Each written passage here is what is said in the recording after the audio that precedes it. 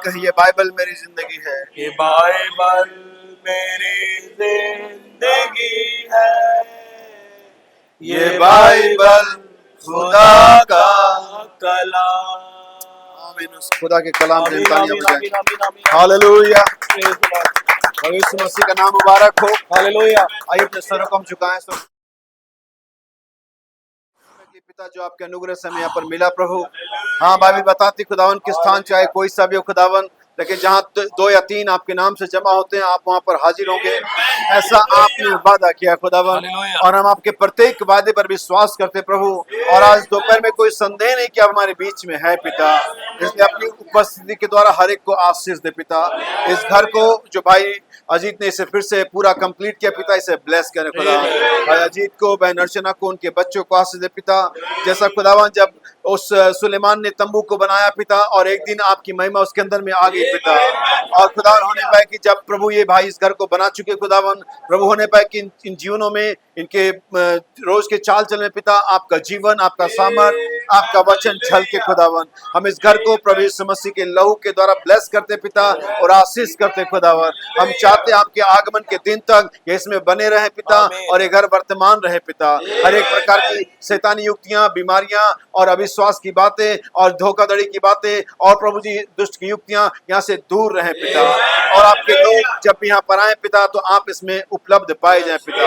प्रत्येक जन को जहाँ पर आए पिता हर एक को आशीष कर पिता। मेरे होठों को छुए प्रभु, और मुझे सामर्थ्य दे, मुझे समझ दे, मुझे बुद्धि दे कि मैं उनको वो बातें बता सकूं खुदावन जिनसे उन्हें आज कुछ में फायदा होगा पिता। हम इस बात के लिए सावधान रहेंगे पिता की सारी महिमा और अदर सिर्फ आपको मिले पिता। मैं इस सभा को और अपने आप को, सारे सराउंडिंग को, सब कुछ आपके हाथों में देते हुए प्रार्थना यीशु मसीह के नाम में मांगते हैं, आमीन। क्या फिर आमीन कह सकते हैं? हालेलुया। आइए जब खड़े हैं परमेश्वर के वचन को खोलेंगे। आप मेरे साथ निकालिए मत्ती का सुसमाचार और उसका 3रा अध्याय। जैसे कि हम खड़े हैं परमेश्वर के वचन को पढ़ने के लिए निकाल लेंगे मत्ती का सुसमाचार का 3रा अध्याय, और इसके कुछ आयतें मैं आपके लिए पढ़ूंगा। और मैं परमेश्वर के राज्य के बारे में आज सुबह आपसे बातचीत करना चाहूंगा। क्या आप तैयार हैं सुनने के लिए? हालेलुया। और इसकी दूसरी आयत से मैं, बल्कि पहली आयत और दूसरी आयत में पढ़ता हूं। उन दिनों में यूहन्ना बपतिस्मा देने वाला आकर यहूदिया के जंगल में यह प्रचार करने लगा, मन फिराओ क्योंकि स्वर्ग का राज्य निकट आया है।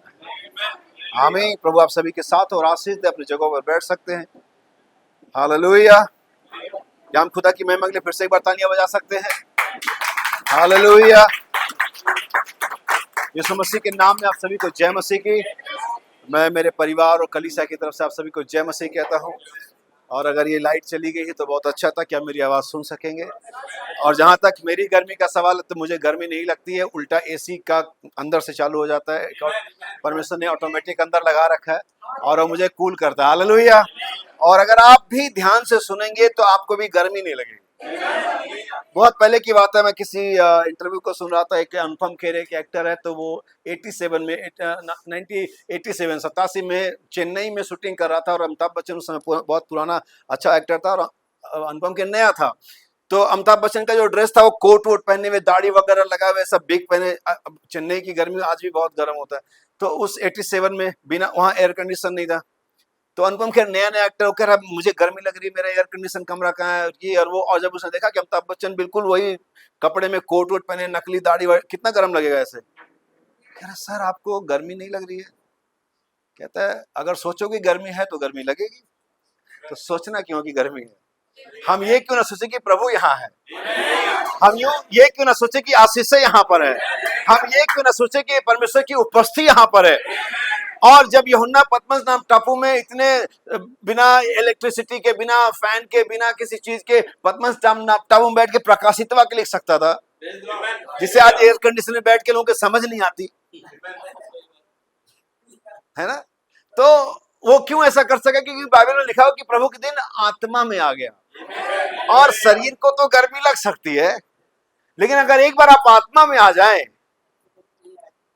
नहीं आत्मा को नहीं लगती, शरीर को लगती है गर्मी, शरीर को ठंडा लगता है, शरीर परेशान होता है, शरीर की तरफ मक्खियां उड़ेंगे तो परेशान होंगे, लेकिन आत्मा को क्या फर्क है? इसलिए बाइबल कहती है प्रभु के दिन आत्मा में आ गया, और जब एक बार आप आत्मा में आ जाते हैं तो फिर आपके शारीरिक अवस्था क्या है वो मायने नहीं रखती है। आमीन। हम विश्वास करते हैं कि परमेश्वर का वचन जब आप सुनेंगे तो ये आपको आत्मा में ले जाएगा, और जब आप आत्मा में आएंगे तब आप भूल जाएंगे कि अभी ठीक यहाँ क्या हो रहा है। आप जैसे मैं कहूंगा प्रभु आपको आशीष है, तब आपको गर्मी और सर्दी और ठंडा और भूख सब लगेगा, लेकिन जब तक आप आत्मा में हैं तो आत्मा को तो वही वचन चाहिए जो उसका है। शरीर के लिए यीशु का मनुष्य केवल रोटी ही से नहीं, लेकिन बहुत सारे हम कहते हैं रोटी जरूरी है, लेकिन यीशु मसीह नहीं कहते कि रोटी जरूरी नहीं है, केवल रोटी, यानी कि रोटी का एक मार्गदर्शन है, रोटी का एक हिस्सा है, रोटी जरूरी है, लेकिन उसके साथ साथ एक और चीज जरूरी है, वह परमेश्वर का वचन। क्योंकि हम दो सतह प्राणी है, टू फोल्ड बीइंग है। हमारा एक शरीर बनाया पृथ्वी से, पृथ्वी की चीजों से, 16 तत्वों से, और वो 16 तत्व में चाहिए ताकि शरीर खड़ा रहे, लेकिन जो हमारी आत्मा बनी है, जो हम हैं वास्तव में, जो आप मुझे देख रहे हैं वो मुझे नहीं देख रहे, मेरे शरीर को देख रहे हैं। अगर आपने देखा होगा, अगर आपने कभी ध्यान दो, घर में अगर किसी की डेथ हो जाती है, वो किसी के पापा रहेंगे, किसी के भाई रहेंगे, किसी के और कुछ रहेंगे, किसी के चाचा रहेंगे, लेकिन हर आदमी आता था कि कहता है बॉडी कहाँ रखी है। कोई नहीं कहता चाचा कहाँ रखे हैं, कोई नहीं कहता भैया कहाँ रखे हैं, कोई नहीं कहता पति कहाँ रखे, सब आदमी कहता है बॉडी कहाँ रखी है। मरते ही बॉडी हो जाती है, और अभी भी हम बॉडी हैं। जो मैं आपसे बात करूं वो मैं हूं। इसलिए यीशु का जिसने मुझे देखा उसने पिता को देखा, क्योंकि वो शरीर में पिता को, उस आत्मा को उस शरीर में पिता को प्रकट कर रहा था। यही वजह कि हम बहुत ज्यादा फोकस करते हैं आपके स्पिरिचुअल पार्ट पर, आपके आत्मिक हिस्से पर, जिसको आपको जानना जरूरी है। इसलिए आज हम इस सुबह में परमेश्वर के या स्वर्ग के राज के बारे में बात करेंगे। बहुत सारी बार लोग कंफ्यूज होते हैं कि परमेश्वर का राज्य क्या है और स्वर्ग का राज्य। तो पहले ये कंफ्यूजन क्लियर कर देते हैं कि परमेश्वर का राज्य क्या होता है, स्वर्ग का राज्य क्या होता है। बाइबल कहती है जो परमेश्वर का राज्य प्रगट में नहीं आता। समय नहीं कि मैं आपको आयते एक एक पढ़ के दिखाऊं, लेकिन जहां तक भी मैं जानता हूं, अगर आप लोगों ने बाइबल पढ़ी होगी, हमारे भाई लॉयल हैं, भाई सीजर पॉल हैं, सभी लोग जानते हैं, भाई अजीत है। अब जो बातें मैं बता रहा हूं बाइबल के अंदर में है। बाइबल कहती है परमेश्वर का प्रगट में नहीं आता, कि कोई कहेगा देखो यहाँ है, देखो परमेश्वर का हमारा नबी कहता हो तुम्हारे हृदय में है। अब याद रखिए, जैसे आप जानते हैं कि दुनिया के ऑलमोस्ट देश इंग्लैंड के द्वारा शासित किए गए। कहते हैं इंग्लैंड का सूरज कभी नहीं डूबता था, आजकल डूब गया है। तो उन्होंने हर जगह शासन किया, हमारे देश पर भी उन्होंने कई सौ साल शासन किए, लेकिन इंग्लैंड का अपना एक राज्य है जो यूके में है, जो ब्रिटिश किंगडम जिसे कहते हैं। उनका राजा वहां बैठता है, उनका सिंहासन वहां पर है, उनकी सेना वहां पर है, लेकिन उनके राज्य कई देशों में थे, लगभग 150 देशों में। तो जो इंग्लैंड का राज्य है और जो इंग्लैंड के राज्य के अंदर आने वाले देश हैं, यानी जितने भी देश उस देश के द्वारा, जो मुख्य देश है, प्रभावित होते हैं, शासित किए जाते हैं, वो भी उनके अंदर ही आते हैं। इस तरह से स्वर्ग का राज तब आपके बीच में परमेश्वर का राज बन जाता है जब स्वर्गीय सत्ता, स्वर्गीय बातें, स्वर्गीय आचरण, स्वर्गीय आत्मा आप पर शासन करती है। वो कलीसिया जो पवित्र आत्मा के अंदर चलाई जाती है, पवित्र आत्मा के गाइडेंस में चलती है, वो परमेश्वर का राज्य। वो नहीं जहां पर बिशप और पोप और व्यक्ति निर्देशित करते हैं। यानी हम हैं तो पृथ्वी पर, लेकिन शासित वहां से हो रहे हैं। जैसे हमारा देश था तो हमारा देश ही, लेकिन शासित इंग्लैंड से हो रहा था। वहां का जो प्राइम मिनिस्टर, जो भी वहां पर किंग चार्ल्स प्रिंस जो भी रहते होंगे, वो लोग ऑर्डर करता अभी इंडिया में ये करो, अब इंडिया में ऐसा करो। हम थे यहाँ, लेकिन शासित कहां से हो रहे थे? इंग्लैंड से। ऐसे ही वो कलीसिया जो पृथ्वी पर, जो भी कलीसिया पृथ्वी पर कहीं भी पूरी दुनिया में, लेकिन अगर उस पर शासन पवित्र आत्मा का है तो परमेश्वर का राज्य है। और मैं चाहता हूं कि हर एक कलीसिया ऊपर से, नबी कहता है परमेश्वर कभी नहीं चाहता उसके लोगों की अगुवाई कोई मनुष्य करे, क्योंकि मनुष्य के पास सीमित बुद्धि है, सीमित साधन है, सीमित सामर्थ्य है, लेकिन परमेश्वर चाहता है उसके लोगों की अगुवाई पवित्र आत्मा करे। और इसे जिस व्यक्ति की अगुवाई पवित्र आत्मा करता है वो परमेश्वर के राज्य में है। इसलिए परमेश्वर का राज यहाँ और वहां नहीं है, वो तुम्हारे अंदर है, वो तुम्हारे बीच में है। पवित्र आत्मा जब आपको लीड और गाइड करता है तो आप परमेश्वर के राज्य के एक नागरिक हैं। क्या विश्वास करते हैं इसका? इसलिए ये चीजें क्लियर होनी चाहिए। आइए मैं आपके लिए कुछ चीजें बाइबल से सैद्धांतिक व्यू में ले चलूं, क्योंकि हम जानते हैं हम बहुत ज्यादा बोल सकते हैं, लेकिन हमारे बहुत ज्यादा बोलने से उतना फायदा नहीं होगा जितना कि परमेश्वर के एक पवित्र आत्मा के टच से होगा। जब पवित्र आत्मा आपको पकड़ लेगा तो वो ज्यादा फायदा करेगा, बजाय कि मैं घंटों बोलता रहूं। बहुत सारे प्रचारक घंटों 3-3, 4-4 घंटे का मीटिंग लेते, मैंने देखा है, सुना है, और सोचते कि उनके ज्यादा बताने से वो लोग बहुत ज्यादा समझ जाएंगे। वो उतना ही समझेंगे जितना वो समझना चाहते हैं। वो उतना ही समझेंगे जितनी उनकी समझ है। आप घंटों घंटे बोलते रहो, उनको कुछ समझ में नहीं आने वाला, क्योंकि आपके घंटों बोलने से उनको कोई फर्क नहीं पड़ता। वो बस सर खुजाएंगे, कमर सीधी करेंगे और फिर घड़ी की तरफ देखेंगे और आपको भी बोर कर देंगे। नहीं, लेकिन अगर आप उनको 1 मिनट में ही बता दो कि उनका परमेश्वर के राज्य में क्या स्थान है, उनका क्या ओहदा है, उनको परमेश्वर क्या चाहता है उनके लाइफ में, तो उनके लिए काफी। कितने लोग चाहते हैं कि बस आप ये जानना चाहते हैं कि परमेश्वर ने आपको क्यों बुलाया है। हालेलुया। क्या बहनें जानना चाहते हैं कि आपका परमेश्वर के राज्य में रोल क्या है? क्या भाई जानना चाहते हैं कि आप परमेश्वर के लिए आज क्या कर सकते हैं? हालेलुया। याद रखिए कि परमेश्वर का राज प्रकट में नहीं आता। इसलिए मैं 3 बातों को, 3 आयतों को या 3 प्रचारकों को कोट करूंगा बाइबल में। पहला है यूहन्ना इसके हमने पढ़ा भी, मत्ती 3 अध्याय 2 वचन। उसने सबसे पहले जो शब्द उसके मुंह से निकला था वो था रिपेंट। आमीन। अगर हम बाइबल को पढ़ाई स्टडी करते हैं तो जो सबसे पहला शब्द था तब पश्चाताप करो। यीशु आता है, उसके अगले ही चैप्टर में आता है, 4थे अध्याय में आता है, उसका भी पहला शब्द मालूम क्या था? पश्चाताप, रिपेंट। ये दोनों आ गए। उसके बाद पवित्र आत्मा आता है, पेंटेकोस्त के दिन पतरस खड़ा होता है, उसका पहला शब्द क्या था? पश्चाताप। यानी कि पूरी की पूरी बाइबल यीशु मसीह का दूसरा आगमन हमारे पश्चाताप पर निर्भर करता है। बिना पश्चाताप के कोई भी व्यक्ति कभी भी परमेश्वर में प्रवेश नहीं कर सकता। आप किसी कलीसिया में बिना पश्चाताप किए बपतिस्मा लेके जा सकते हैं, नहीं, पादरी को खुश करके जा सकते हैं, चर्च को खरीद के जा सकते हैं, लेकिन मैं बात कर रहा हूं परमेश्वर के राज्य के बारे में। यीशु ने कभी भी कलीसिया के बारे में बात नहीं करी। आप कहेंगे मत्ती 16 में। अभी हम देखेंगे कि कलीसिया है क्या। जैसा कि मैंने बताया, वो कलीसिया जो पवित्र आत्मा के द्वारा गवर्न होती, चलाई जाती, वो परमेश्वर का राज्य है। अगर आप ध्यान देंगे, इजराइल मिस्र के अंदर में, इजराइल मिस्र से बाहर, इजराइल लाल सागर पर, इजराइल कनान में, हर समय इजराइल था, लेकिन हर जगह उसकी पोजीशन अलग थी।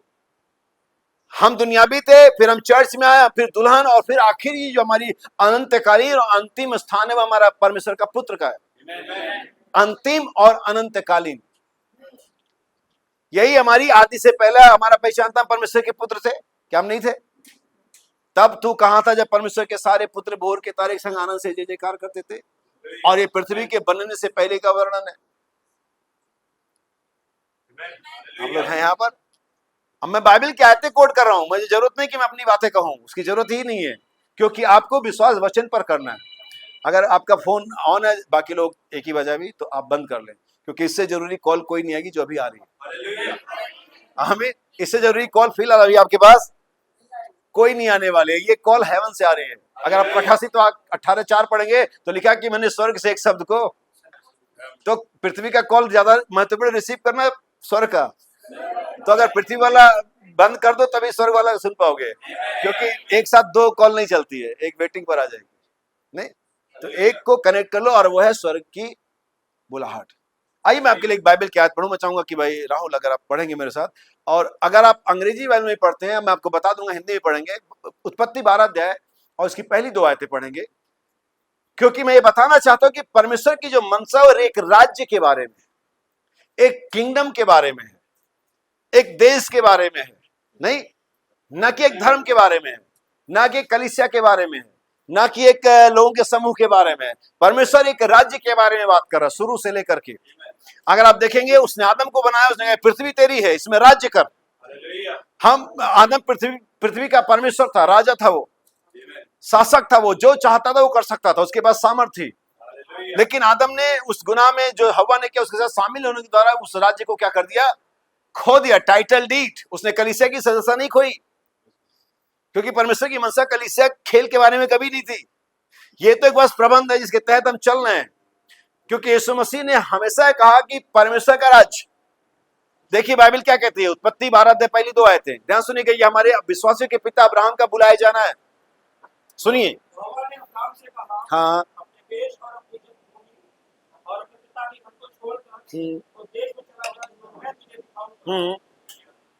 ठीक है। तुझसे एक बड़ी जाति बनाऊंगा। जब आप पढ़ते जाति, तो ये जाति नहीं है, यह है राज्य, देश, यह नेशन। मैं तुझसे एक बड़ा राष्ट्र बनाऊंगा, इसीलिए वो राष्ट्रों का पिता बना, कलीसिया का नहीं। मैं तुझसे एक बड़ा देश बनाऊंगा, यानी एक किंगडम, और हर एक किंगडम अपने किंग के द्वारा जाना जाता है। किंगडम का मतलब किंग और डोमेन, इन दो शब्दों को मिला के मतलब किंगडम, राजा और राज्य। बिना राजा की कोई राज्य नहीं है। इसलिए जब इजराइल ने अपने नबियों के द्वारा उस बात को इनकार कर दिया, तब मिकाया कहता है मुझे इजराइल बिन चरवाहे की भेड़ नजर आती है, यानी कोई उसका चरवाहा नहीं, कोई राजा नहीं है। इसलिए याद रखें कि परमेश्वर हमेशा चाहता है कि उसके पास राज्य हो और वो उस राज्य का राजा हो। और हर एक राज्य तभी तक स्टेब्लिश रह सकता है जब उसमें नियम रखे जाते हैं। जब परमेश्वर ने अब्राहम को राष्ट्र से बनाया, बुलाया, तो वहां पर परमेश्वर ने अब्राहम को कोई नियम कानून नहीं दिए, उसके साथ बिना शर्त की बात थी बस। और इसीलिए धीरे धीरे अब्राहम उसका वंश गुलामी में चले गए। उसके बाद जब परमेश्वर ने मूसा के द्वारा फिर से उन्हें एक राज्य में से निकाला ताकि फिर एक राज्य बनाए, तब उनको नियम दिए, 10 आज्ञाएं दी। क्योंकि जो किसी राज्य का जो नियम होता है वही उस राज्य की सभ्यता, कल्चर होता है, उसी के द्वारा वो राज्य जाना जाता है। क्या आप समझ रहे हैं मैं क्या कहना चाह रहा हूं? इसलिए देखिए कि यीशु ने भी कहा परमेश्वर के राज्य के बारे में, और यूहन्ना ने भी कहा परमेश्वर के राज्य के बारे में। इसलिए परमेश्वर के राज्य में जाना कैसे संभव है, कैसे कोई जा सकता है, कैसे आज आप दोपहर पता लगाएं कि आप परमेश्वर के राज्य में है और नहीं है। आप किसी कलीसिया में ये पता लगा सकते हैं कि आप वहां हर संडे जाते हैं, आप वहां पर दान दशवांश देते हैं और वहां के रजिस्टर में आपका नाम लिखा है, ऐसे करके आप अंदाजा लगा लें कि हाँ भाई मैं उस कलीसिया का सदस्य हूं। लेकिन आप ये कैसे पता लगाएं कि परमेश्वर के राज्य में है? ये पता लगाने के लिए हमें पहले परमेश्वर के राज्य को समझना पड़ेगा कि परमेश्वर का राज्य क्या होता है, वहां लोग कैसे होते हैं, वहां की भाषा क्या होती है, वहां का पहरावा क्या होता है, वहां के नियम कानून क्या होते हैं, ये सब जानना जरूरी है। अगर आप ध्यान देंगे तो पौलुस कहता है हम परमेश्वर के राजदूत हैं। पौलुस पृथ्वी पर है, और जो भी राजदूत कहीं होता है वो उस देश का नहीं होता है। राजदूत कहने से उसका मतलब सीधा सीधा वो अनाउंसमेंट कर रहा, सीधा सीधा बयान कर रहा है कि मैं यहां का नहीं हूं। अगर आप अगर कहें कि मैं पृथ्वी पर परमेश्वर का राजदूत हूं, या मैं पृथ्वी पर राजदूत की तरह, तो आप ये घोषणा कर रहे हैं कि आप यहाँ के नहीं है। कितने लोग आज दोपहर में घोषणा करना चाहते हैं कि वो यहाँ के नहीं है? हम एम्बेसडर हैं, हम मसीह के राजदूत हैं। हालेलुया। और जब आप मसीह के राजदूत हैं तो आपको यहाँ पर इस देश का झंडा लगाने की जरूरत नहीं है। अगर आप पर कुछ केस बन जाता है इस देश में, अगर आप कुछ गलती गुनाह कर देते हैं, तो आपका मुकदमा इस देश के कानून के हिसाब से नहीं होगा, क्योंकि आपका देश ये है ही नहीं। आपका देश कहेगा कि नहीं, वो उसका फैसला मेरे हिसाब से होगा। आपके गाड़ी का नंबर भी इस देश का आरटीओ आपको अलाउड नहीं करता है। आप ही वो सिंगल व्यक्ति होंगे राजदूत अगर हैं, तो आप अपने घर के ऊपर अपने देश का झंडा लगा सकते हैं। वरना अगर इस देश का कोई और दूसरे देश का झंडा लगाएगा तो उसको पुलिस ले जाएगी। क्या आप समझ रहे हैं? यही नियम है। इसीलिए जब आप इस पृथ्वी पर राजदूत की तरह हैं, तो उस कल्चर को, उस सभ्यता को, उस स्वभाव को जो उस देश का है प्रकट करना है। जब आप यहां इस देश से मिल जाते हैं, इस देश की सभ्यता को सीख लेते हैं, अपना लेते हैं, इस देश की भाषा बोले, इस देश की तरह चाल चलने लगते हैं, तब वे दिखाते हैं कि आपने उस देश की सदस्यता छोड़ दी। किसी प्रचारक ने बहुत अच्छा बताया कि एक पास्टर, एक कलीसिया आपको पासपोर्ट तो बना के दे देगी विदेश जाने के लिए। हाँ, लोग सोचते रैप्चर जाने के बपतिस्मा ले लो, ये है आपका पासपोर्ट। लेकिन आप जानते जब विदेश जाना पड़ता है तो आप चूज करते हैं आपको कौन से देश जाना है। अच्छा, मुझे यूके जाना है, मुझे अमेरिका जाना है, मुझे सऊदी अरेबिया जाना है। फिर आप तलाशते हैं कि इनकी एम्बेसी कहाँ है, क्योंकि आपका पेपर एम्बेसी जाएगा। उन्होंने इसीलिए वहां पर अपने राजदूत को रखा था कि वो राजदूत इस व्यक्ति के कैरेक्टर को, इसके क्रिमिनल रिकॉर्ड्स को, इसकी फिजिकल स्थिति को, इसकी फाइनेंस को देखेगा, और ये फिर बताएगा कि ये व्यक्ति हमारे देश में जाने लायक है और नहीं है। इसीलिए तो वो वाले यहां पर रखते हैं, ताकि कोई गलत व्यक्ति जाकर के वहां पर भी करप्शन बढ़ा देगा। ऐसा कर चुके जाकर के लोग, हमारे देश के और लोग जाके दुनिया में भी करप्शन फैला रहे हैं, क्योंकि इनका कैरेक्टर वही है। तो और एम्बेसी राजदूत रखती है अपनी, ताकि वो आपको देखें, रिकॉर्ड को देखें, आपके बिहेवियर को देखें, आपके सब चीजों को देखें, और फिर ये पास करें कि आप जा सकते हैं उनके देश में कि नहीं। अगर आपको कहीं हर जगह कहीं कहीं थूकने की आदत है, बोला नहीं ये नहीं जा सकता। अगर आपको कोई इन्फेक्शन बीमारी है, ये बोला ये तो वहां भी फैला देगा, नहीं इसका रिजेक्ट। तो ये जो एम्बेसीज है, यहाँ पर कौन बैठते हैं? एम्बेसडर, राजदूत। और पौलुस कौन है? अब वो आपका पेपर चेक करेगा। अब आज तो पौलुस नहीं है दुनिया में, शरीर में हम हैं, क्योंकि प्रभु का बड़ा धन्यवाद करता हूं कि उसने ये नहीं कहा कि मैं राजदूत हूं। भाई पढ़ी आपने? उसने ये नहीं कहा कि मैं राजदूत हूं। उसने क्या कहा? हम ही है। नहीं, मैं अपनी बात कर रहा हूं। आप लोग भाई हेलो, आप ज्यादा नहीं बोल रहे? ऐसा नहीं लगता कि हम कम बोलते हैं? मैं ये भी तो कह सकता कि प्रचारक कम बोलना है आजकल, क्योंकि उनके अंदर में गट्स नहीं, सेल्फ कॉन्फिडेंस नहीं है, वो खुद सही नहीं है। जब लोग कहते हैं आप तो पासों के ऐसा, हम यीशु मसीह थोड़ी हैं, लेकिन यीशु मसीह ने तो कहा था कि तुम होगे। लेकिन यीशु मसीह ने कहा कि तुम होगे। जो विश्वास करता मैं काम करता वो भी करेगा। चाहिए कि जैसा मसीह यीशु का स्वभाव था तुम्हारा भी हो, लेकिन तुम्हारा है ही नहीं तो तुम बोलोगे हम यीशु मसीह थोड़ी ना है। लेकिन यीशु ने तो कहा था कि तुम्हें होना है। तो लोग कहते भाई लोग ज्यादा नहीं बोल रहे, तो मैं कहता हूं प्रचार को तुम थोड़ा कम नहीं बोल रहे हो, क्योंकि तुम्हें बोलना चाहिए ही। और ये हम इसलिए नहीं बोलते क्योंकि हमारे अंदर वो बातें पाई नहीं जाती। लेकिन मैं चाहता हूं आपके पास विश्वास हो, सामर्थ्य हो और आप आगे बढ़ सके। क्या हम आगे बढ़े? मैं चाहूंगा कि कुछ एकायतें पढ़ी जाए और लूका का सुसमाचार 4 अध्याय उसका 43 वचन पढ़ा जाए। लूका 4 अध्याय उसका 43 वचन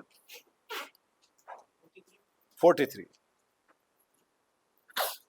परंतु उसने उनसे कहा, मुझे और नगरों में भी परमेश्वर के राज्य का सुसमाचार। देखिए यीशु मसीह ने केवल एक ही विषय प्रचार किया और वो था किंगडम ऑफ गॉड। अगर आप इसे कंफर्म करना चाहते हैं तो मैं चाहूंगा कि आप प्रेरितों काम उसका पहला अध्याय और पहली आयत पढ़ें और फिर आखिरी अध्याय और आखिरी आयत पढ़ें। ध्यान दीजिएगा, प्रेरितों के काम ही वह किताब नहीं, नियमित इसके 28 अध्याय है। आमीन, 28 अध्याय। और योएल 2:28 में पवित्र आत्मा के बारे में कहा गया था। 28 फरवरी 1963 वो दिन था जब बादल आया। ऐसे बहुत सारे 28 के सर्कल मिलेंगे आपको, और जहां भी 28 बाइबल के अंदर में आता है वो जीवन का समय, यानी कि मत्ती, मरकुस, लूका, यूहन्ना में जो यीशु शरीर में जी रहा था, देह में जी रहा था, 16 तत्व में जी रहा था, वही जीवन प्रेरितों के काम 28 अध्याय में थी। सेम लाइफ जो मत्ती, मरकुस, लूका, यूहन्ना में था। काश कि आप समझ पाए। मत्ती, मरकुस, लूका, यूहन्ना में क्या था? यीशु मसीह शरीर में जी रहा था, 16 तत्वों में चल रहा था, फिर रहा था, खा पी रहा था, सब काम करता, लेकिन वही जीवन, वही सामर्थ प्रेरितों का काम 28 अध्याय में, पूरे 28 अध्याय में यीशु मसीह का जीवन किसी और देह में है यीशु मसीह। क्योंकि फरीसी और शास्त्री पगला गए थे कि क्या हो रहा है, यूहन्ना भी मार दिया गया और यीशु भी, फिर भी जीवन कैसे, काम कैसे हो रहा है? जीवन। ध्यान रखना चीजों को। परमेश्वर के राज्य के बारे में हम बात करें और ये बहुत ही गहरा भेद है ये। आप कहेंगे भाई लोग भेद क्यों? क्योंकि यीशु ने कहा परमेश्वर के राज्य की समझ तुम्हें दी गई। परमेश्वर के राज्य के लिए पहली चीज है पश्चाताप, दूसरी चीज है समझ, और इसे नए नियम में पवित्र आत्मा कहा गया। पहली चीज है पश्चाताप, दूसरी चीज है समझ, तीसरी चीज है सामर्थ। पश्चाताप करो, फिर तुम्हें समझ खोली जाएगी, फिर तुम सामर्थ पाओगे परमेश्वर के राज्य में होने के लिए। क्योंकि परमेश्वर के में जाना सबके बस की बात नहीं। अगर आप पढ़ेंगे यूहन्ना 1:12, यूहन्ना का सुसमाचार 1:12, बाइबल कहती है वो अपने घर आए उसके अपनों ने उसे ग्रहण, लेकिन जितनों ने उसे ग्रहण किया, जितनों ने उसे नहीं, आप बोलिए क्या किया? जितनों ने उसका विश्वास किया। विश्वास तो सारे कर रहे हैं। विश्वास तो वो मोदी भी क्रिसमस पार्टी में जाके कहता है हमारा तो ईसाइयों से बड़ा पुराना याराना है, मुसलमानों से भी कहता है इससे भी पुराना याराना है। तो विश्वास तो सभी करते हैं, लेकिन बाइबल ये नहीं कि जितनों ने विश्वास किया। आप अब ये देख रहे हैं कि आप विश्वास करने वाले, ग्रहण करने वाले। जितनों ने उन्हें परमेश्वर का संतान होने का, अब यहां पर फिर से वही जाति और नेशन वाला मामला बन जाता है। अधिकार नहीं है, वो सामर्थ है। अधिकार नहीं है, पावर है। पावर ये इस बात के लिए कि आप संसारिक व्यक्ति से एक आत्मिक व्यक्ति हो सके। पावर इस बात के लिए कि आप अविश्वासी से विश्वासी हो सके। सामर्थ्य दिया उसको ताकि वो परमेश्वर के पुत्र हों। हालेलुया। क्या आप समझे? इसलिए परमेश्वर का राज यीशु मसीह का एकमात्र प्रचार का विषय था। अगर उसने कुछ प्रचार किया था परमेश्वर का राज्य, अगर उसने कुछ सिखाया तो बस प्रार्थना। उसने चंगाई सिखाई नहीं, कर दी। नहीं, चंगाई सिखाई उसने, कर दी, चंगाई करके दिखा दिया। ये लो देखो कैसे करते हैं। सिखाया तो प्रार्थना सिखाया बस। लेकिन आज कलीसियाएं, पादरी प्रार्थना के अलावा सब सिखा देते। अगर वो कुछ नहीं सिखाते तो प्रार्थना, बाकी सब सिखा देंगे। प्रचार कैसे बोल करना है, आरावानी शरावानी लाला लुलू अन्य निवासा, वो कैसे करना है, कैसे आवाज ऊंची ले जानी है, कैसे आवाज नीचे ले जानी है, कैसे लोगों को चिल्लवाना, ये सब सिखा देंगे। लेकिन अगर कुछ नहीं सिखा पाएंगे तो, और याद रखना सिर्फ ये सिखाया मुंह से नहीं किया हमारे वहां ऐसे, बल्कि बाइबल यीशु मसीह का 24 घंटे का लगभग 18 घंटा प्रार्थना में बीतता था। वो रात भर प्रार्थना करता था। चेले परेशान हो जाते, चेले सो जाते थे और वो प्रार्थना करता था। उसने सिर्फ बोल के नहीं सिखाया कि प्रार्थना सीखो ऐसे करना चाहिए, बस करके दिखाया। क्योंकि असली सिखाया जाना प्रैक्टिकल होता है। अगर कोई माँ यहाँ बैठे हैं, लोग सोचते हैं उनके बच्चे मोबाइल बहुत देखते हैं, तो आप जानते हैं आगे तो बेटा मोबाइल मत देखो, इससे आंख खराब हो जाएगी, ये हो जाएगा, और खुद उनके हाथ में मोबाइल रहता है। वो क्या सीखेंगे?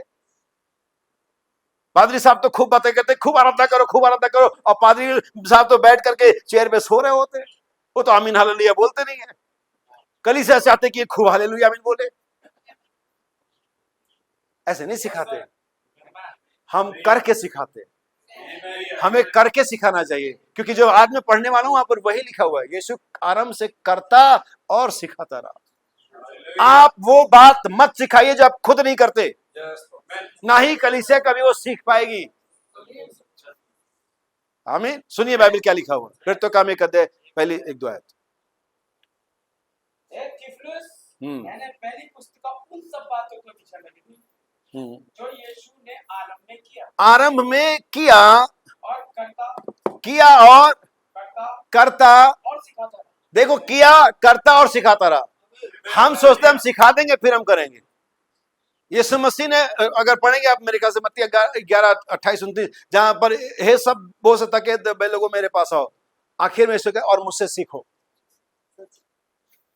जब नम्रता की बात आई तो यीशु मसीह ने परात उठाया, गमछा रखा और चेलों का पैर धोने लगा। नम्रता सीखना चाहते हो तो मैं तुम्हें करके दिखाता हूं। आजकल के बाबाओं कितने हिंदू बाबाओं जो होते हैं, मोह माया सब त्याग दो, तो कहां त्यागे? हमें ही दे दो। वो यही तो कर रहे हैं बाबा लोग, संपत्ति ले रहे हैं। तुम त्याग दो, हमें दे दो। तो कहीं मसीहत में भी तो पादरी लोग ऐसे नहीं कर रहे। आप कहेंगे भाई आप लोग पादरियों के खिलाफ, आप तो खुद हैं। बड़ा विडंबना है कि मैं पादरी हूं। इसके साथ बड़े बड़े दोष लगे हुए, इसके पर बड़ी लानतें हैं, और वास्तव में 90% जो लानते हैं वो सही हैं। क्योंकि यीशु मसीह ने कहा तुम फरीसियों शास्त्रियों धर्म के अगुओं ने, तुमने सब बिगाड़ कर रखा है। स्वर्ग की कुंजी तो ले ली, ना तो खुद प्रवेश करते हो और ना करने वालों को। किसी व्यक्ति को अपने मत में लाने को जल थल कर देते हो, और जब मत में आते हो तो उसकी जिंदगी पहले से ही बदतर कर देते हो। ये सारा मामला सिर्फ इसलिए क्योंकि वचन का प्रैक्टिकल लाइफ नहीं जीते हैं। भाई ब्रनम कहता है कितने इमोशनल हैं, कितने स्पिरिचुअल हैं, कितने रिलीजियस हैं। अगर आपकी रोजमर्रा की जिंदगी आपकी वचन से मैच नहीं करती, आप भूल जाइए रैप्चर के बारे में, स्वर्ग के बारे में। डेली रूटीन, रोज जीने वाली जिंदगी अगर आपका वचन से मैच नहीं करता, भूल जाइए। तो यीशु आराम से करता और अब मैंने आपको पढ़ा, मैं चाहता हूं कि आप 4 अध्याय भी पढ़ लीजिए लूका का, जहां पर यीशु आता है। मत्ती का 4 अध्याय, और इसको यहां पर होल्ड करके रखिएगा। 4 अध्याय जहां पर यीशु ने प्रचार करना आरंभ किया। मैं आपको वचन बताता हूं, 4 अध्याय का 15 वचन से पढ़िए। जबूलून और नप्ताली के देश, झील के मार्ग से यरदन के पार अन्य जातियों का गलील करीब जो लोग अंधकार में बैठे थे उन्होंने बड़ी ज्योति देखी, और जो मृत्यु के देश और छाया में बैठे थे उन पर ज्योति चमकी। और उस समय से, यानी एक सर्टेन टाइम है, निश्चित समय, और उस समय से यीशु ने प्रचार करना और यह कहना आरंभ किया। पहला शब्द जैसा कि उन्होंने कहा, या आरंभ किया, मन फिरा, पश्चाताप, क्योंकि ईश्वर का राज निकट आया। देखिए इसका पहला प्रचार का ही विषय था और ये विषय से भटका कभी नहीं, यहां तक कि जी उठने के बाद भी नहीं भटका। आरंभ से करता और सिखाता रहा। और दूसरी आयत पढ़ने पर फिर तो काम वहीं वापस आ जाए, बस वहीं पहले अध्याय की फिर से एक बार रिपीट कर दीजिए। हाँ हाँ, प्रेरितों को जिन्हें उसने चुना था पवित्र आत्मा के द्वारा आज्ञा देकर उठाया ना गया, और उसने दुख उठाने के बाद बहुत से पक्के प्रमाणों से अपने आप को उन्हें जीवित दिखाया, और 40 दिन तक वह उन्हें दिखाई देता रहा। हाँ, और परमेश्वर के राज्य की बातें करता रहा। आमीन। किसकी बातें करता है यीशु मसीह जी उठने के बाद भी? जब पृथ्वी पर आया पहला प्रचार वही है। बीच में भी सारी आयतें कोड मैंने अभी करूंगा और मैंने कुछ करी हैं। स्वर्ग के राज की भेदों की तुम्हें समझ। फिर यीशु कहता है तुम स्वर्ग का राज तुमसे ले लिया जाएगा और उनसे जो इसका फल लाएंगे उन्हें, यानी स्वर्ग के राज के बारे में मामला क्या है? स्वर्ग के राज का मामला यह है कि सिर्फ चर्च आना जाना नहीं है, सिर्फ मसीही चोंगा पहन लेना नहीं है, नाम मैसी और फ्रैंक और गैमलियल और ये और वो माइकल रख लेना नहीं है। स्वर्ग के राज का मतलब है फल लाने के बारे में। जो तुमसे हर एक व्यक्ति जो परमेश्वर के राज में होने का दावा करता है और बिना फल के जी रहा है, फ्रूटलेस लाइफ जी रहा है, उसकी जीवन में कोई आत्मा के 9 वरदान या फल नहीं है, जीवन में उसके कोई चिन्ह और चमत्कार नहीं है, परमेश्वर के वचन का कोई चमक नहीं है, उससे लेकर के उन्हें जो फल ले आएंगे। हमें कुरिन्थियों के अंदर में पौलुस इसके बारे में ऐसे कहता है कि स्वर्ग का राज बातें, परमेश्वर का राज बातों में नहीं है। स्वर्ग राज किस में है? सामर्थ्य में है। कौन सी सामर्थ? जो आपको परमेश्वर के पुत्र होने का सामर्थ देती है, जो आपको, जो स्त्रियों को पुरुषों जैसे कपड़े ना पहनने की सामर्थ देती है, जो पुरुषों को शराब और बीड़ी और सिगरेट ना पीने की सामर्थ देती है, वो सामर्थ है। सिर्फ बातें नहीं, हम मसीह हैं, हम आ गए और ताली बजा और घर चले गए। परमेश्वर का बातों में नहीं है कि मैं कितना बढ़िया आपको समझा सकता हूं। परमेश्वर का इस बारे में मैं कितना बढ़िया आपसे परमेश्वर का जीवन आप में से निकाल सकता हूं। आमीन। सो यीशु ने आराम से करता और सिखाता रहा। और किसके बारे में बात कर रहा था उनसे? परमेश्वर के। इसकी आखिरी आयत पढ़े 28 अध्याय की 31वीं आयत। हाँ, सेम इसी का लास्ट चैप्टर, लास्ट वर्स। और जो उसके पास आते थे, ये पौलुस है, और जो उसके पास आते थे उन सब से मिलता रहा। हाँ, बिना रोक टोक बहुत निडर होकर परमेश्वर के राज्य का प्रचार करता। देखा आपने कलीसिया का प्रचार का विषय क्या था? और प्रभु यीशु मसीह की बातें सिखाता। परमेश्वर का राज। बाइबल साफ कहती है कि पौलुस के हमेशा प्रचार का विषय क्या रहा? परमेश्वर का राज। यूहन्ना बपतिस्मा देने वाले का प्रचार का विषय क्या रहा? परमेश्वर का राज। यीशु मसीह के प्रचार का विषय क्या रहा? परमेश्वर का राज्य। हालेलुया। हर एक राज्य अपने राजा के द्वारा पहचानी जाती है। हमारा नबी कहता है, अगर आप सिविलाइजेशन को देखें, दुनियावी राजाओं को देखें, आप इंग्लैंड के राजाओं की बात करें, आप मिस्र के राजाओं की बात करें, आप फारस के राजाओं की बात करें, आप नेपोलियन की बात करें, ये राज्य कहां है आज? जमीन के नीचे हैं। इन राज्यों का अंत हो गया। यहां तक कि 4 राजे देखे थे दानियेल ने उस सपने का अर्थ बताया था, सोने का सिर और पीतल और लोहा और मिट्टी, सारी चीजें। वे राज्य कहां है आज? लेकिन परमेश्वर का राज, जब से परमेश्वर ने मनुष्य को बनाया, वो कभी अंत नहीं हुआ। वो अनंत काल का राजा है। आज भी उसका राज पृथ्वी पर है। आज भी हमारे बीच में राजा है। क्या वो नहीं है? क्योंकि उसका जो राज्य, देखिए, एक होती ना लेगेसी, एक शब्द आजकल चला है, बहुत सारे लोग इसका इस्तेमाल करते हैं। मेरे पापा की ये लेगेसी थी, उस नेता की ये लेगेसी थी, उस राजा की ये लेगेसी थी। तो जैसे मायावती हमारे उत्तर प्रदेश में हुआ करती थी, हाथी बनाना उनकी लेगेसी थी। आजकल वो मंदिर बनाने वालों की लेगेसी चल रही है। तो ये बहुत सारे लोग ये मीनार बनाते थे, ये महल बनाते थे, ये बिल्डिंग्स बनाते थे, जिससे इनकी लेगेसी का पता चले। नहीं, हम लोग सोचते हैं यार ये मोदी वो 3000 फीट ऊंची मूर्ति क्यों बना रहा है, इसमें इतना पैसा खर्च लग रहा है। लोग हम भी सोचते, फिर बाद में जो एक्सपर्ट होते बताते ये इसलिए बनाते हैं ताकि इनके जाने के बाद इन्हें याद रखा जाए। अगर पिरामिड बनाए गए तो उसकी लेगेसी थी, नहीं, अगर फिरौन की बात करें, उसने जितने भी बिल्डिंग्स बनाए वो लेगेसी थी, तो ये लेगेसी होती है। तो हमारे यीशु मसीह ने क्या लेगेसी अपनाई?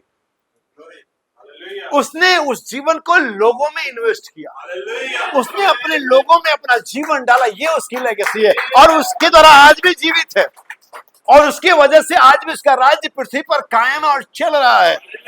इंग्लैंड के राजा तो खत्म हो गए, फिरौन तो खत्म हो गए, और नेपोलियन बोनापार्ट भी चला गया, हिटलर भी चले गए, और मिस्र के राजा, फारस के राजा भी चले गए, लेकिन यीशु मसीह आज भी राजा है, आज भी उसका राज्य है, आज भी उसके लोग हैं, आज भी उसका कल्चर, उसकी सभ्यता उसके लोगों में दिखाई दे रही है।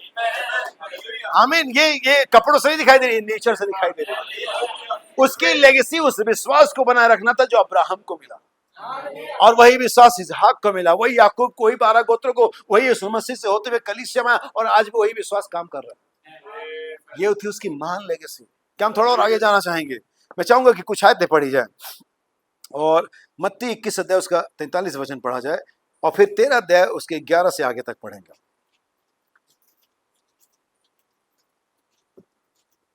मत्ती 21 अध्याय, शायद उसको हमने पढ़ा हुआ है अभी। इसीलिए हाँ, मैं तुमसे कहता हूँ कि परमेश्वर का राज्य तुमसे ले लिया जाएगा, ऐसी जाति को जो उसका फल लाए दिया जाएगा। तो इसका मतलब है कि परमेश्वर का जो राज्य है वो फल लाने के बारे में। पहले हमने देखा कि परमेश्वर का राज पश्चाताप के बारे में, बिना पश्चाताप के परमेश्वर का प्रवेश। यही वजह कि लोग चर्च में आते हैं, बपतिस्मा लेते हैं, सदस्य बनते हैं, सालों साल चलते हैं, लेकिन उनके पास पवित्र आत्मा नहीं होता, क्योंकि उन्होंने पवित्र आत्मा बपतिस्मा से पहले जो पहली शर्त थी पश्चाताप, वो नहीं किया। उसका मतलब होता है किसी उस बात के लिए मर जाना या छोड़ देना जो आप पहले करते थे, जो गलत थी।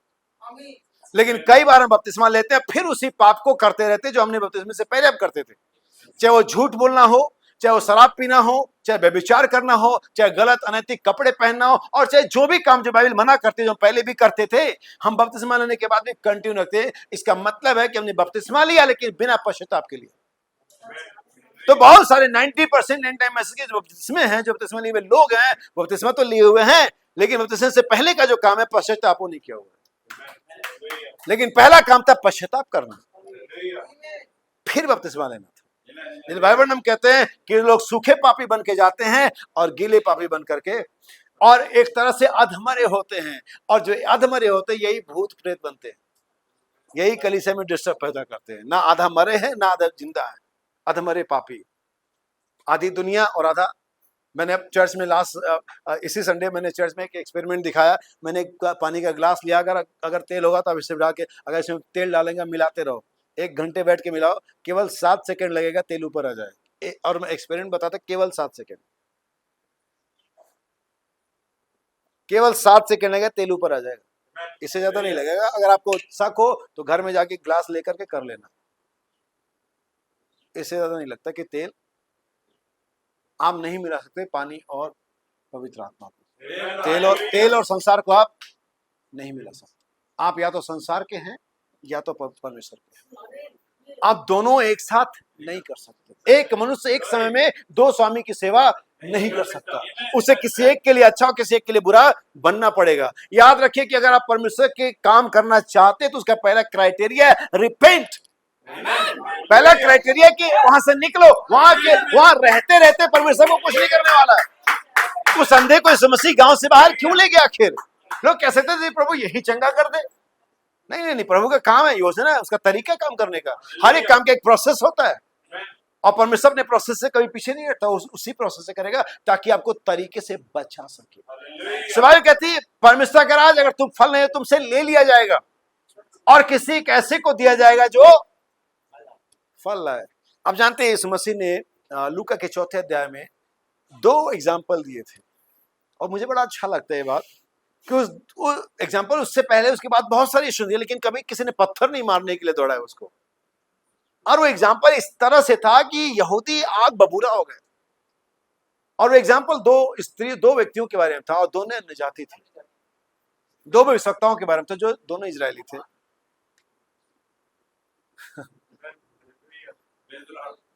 उन्होंने कहा इस व्यक्ति को हमारे यहूदी भाइयों में से कोई गवाह ना मिला जो ये नामान का और वो सारपत की विधवा का या वो सिबा की रानी जो भी है वो उसका एग्जाम्पल देता है। मैं चाहूंगा उससे पढ़ा जाए, Yes. क्योंकि यहाँ पर 3 सेंटेंस है, ताकि आप जान लो कि परमेश्वर का तब भी था, आज भी है और कल भी रहेगा। क्योंकि यीशु मसीह कल और आज और युगान युग एक साथ। उसके आखिरी पैसेज को जब वो मैसेज दे चुकता होता है, मैं बताता हूँ, लूका का 4 अध्याय, और इसके आप आखिरी पैसेज को पढ़ेंगे, और आप चाहें तो 25वीं आयत से पढ़ें। मैं तुमसे सच कहता हूँ कि एलिया के दिनों में जब 3.5 वर्ष तक आकाश बंद रहा, यहाँ तक कि सारे देश में बड़ा प्रकाश पड़ा, तो इजराइल में बहुत सी विधवाएं थी, पर एलिया उनमें से किसी के घर नहीं ले जाया। हाँ, केवल सैदा के सारपत के नगर सारपत के एक विधवा के पास, और एलीशा भविष्यवक्ता के समय इजराइल में बहुत से कोढ़ी थे। देखा आपने, 2 एग्जाम्पल दिए, एक सारपत की विधवा और एक नामान, और ये दोनों अन्य जाति थे। क्यों ऐसा? क्योंकि परमेश्वर, अभी हमने पढ़ा कि उससे ले लिया जाएगा जो फल नहीं लाएगा, और उसे दिया जाएगा जो फल लाएगा। यानी कि यहां जब एलीशा और एलिया अपने दिनों में थे, तो इनके जो अपने लोग थे, जो उनके जाति भाई थे, चाहे हम आहाब की बात करें, तो वो तो इस योग्य नहीं निकला कि परमेश्वर का सामर्थ्य जाहिर होता उस पर। लेकिन ये स्त्री जो सारपत की विधवा थी, वो उस विश्वास को लेकर के आई जो फल लेकर के आया। यानी कि परमेश्वर का राज पश्चाताप के बारे में, परमेश्वर का राज समझ के बारे में, परमेश्वर का राज सामर्थ्य के बारे में, परमेश्वर का राज फल के बारे में। आमीन। इसके अलावा और कुछ नहीं है। इसलिए याद रखिए कि परमेश्वर के राज्य में आप आते हैं तो आपको फल लाना जरूरी है। परमेश्वर के राज्य में अगर आप हैं तो उसकी राज की समझ होनी आपको, परमेश्वर के राज में अगर आप हैं तो परमेश्वर के राज के लायक सामर्थ्य आपके पास होनी जरूरी है। आमीन। क्या हम और आगे बढ़े? मैं चाहूंगा कि आप पढ़ें मत्ती 13 अध्याय उसका 11 वचन से।